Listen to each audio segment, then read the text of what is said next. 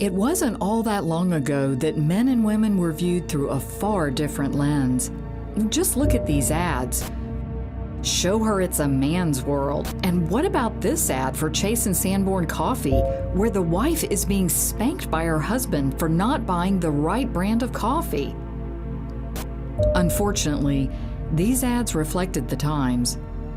As late as the 70s, it was acceptable to believe that women liked to be raped. After all, they probably asked for it, didn't they?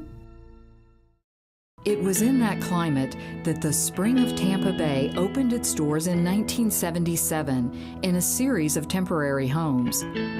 That would change. In just a few short years, the Spring would emerge as a powerful force in our community, and domestic violence would finally be taken seriously, thanks largely to the efforts of one very determined woman, Mabel Bexley. A trained social worker, Mabel was the right person at the right time. A fearless advocate for women, and yes, some men too, who had never had a voice, nor even thought that they deserved one. They were victims of abusive behavior by their spouse or partner.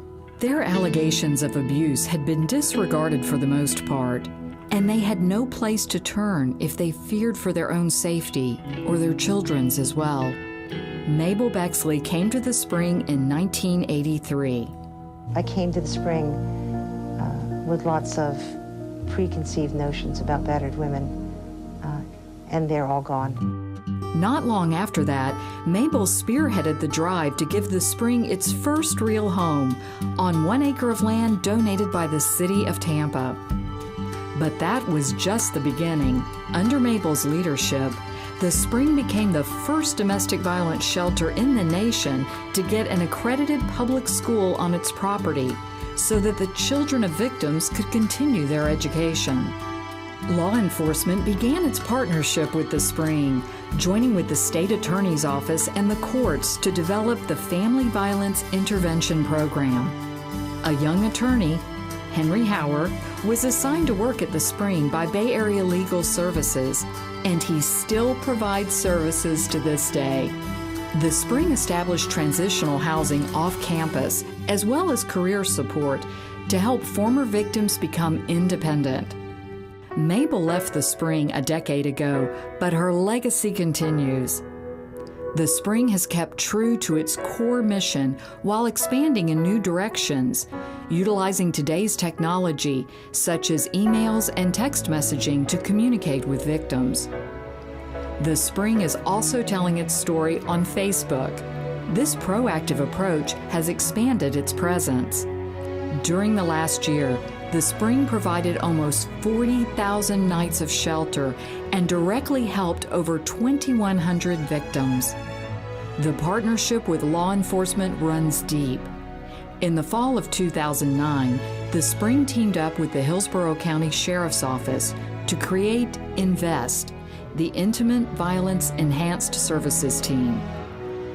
INVEST is a program where we have combined the resources of law enforcement and advocates for domestic violence together to try to direct resources to victims of the crime, as well as holding batterers more accountable. Each case is reviewed by detectives and reviewed by the advocate to see if there's any elements in there that may lend that victim at becoming a victim in the future or being exposed to much more serious injury and or death in the future. By identifying those cases, you're able to try to provide additional services by the Spring to the victim, helping them get out of the situation, helping them get counseling, helping them get financial support. If there's children involved, supporting them, as well as ensuring that the criminal justice system does not let them down by providing even more special attention to the batterer, and in some cases, if the batterer so chooses, maybe providing services to them to try to get them to stop their behavior. Another recent collaboration between the Spring and the Sheriff's Office is CPI, Child Protection Investigation Initiative. Here, the emphasis is on keeping the children of domestic violence with their protective parent.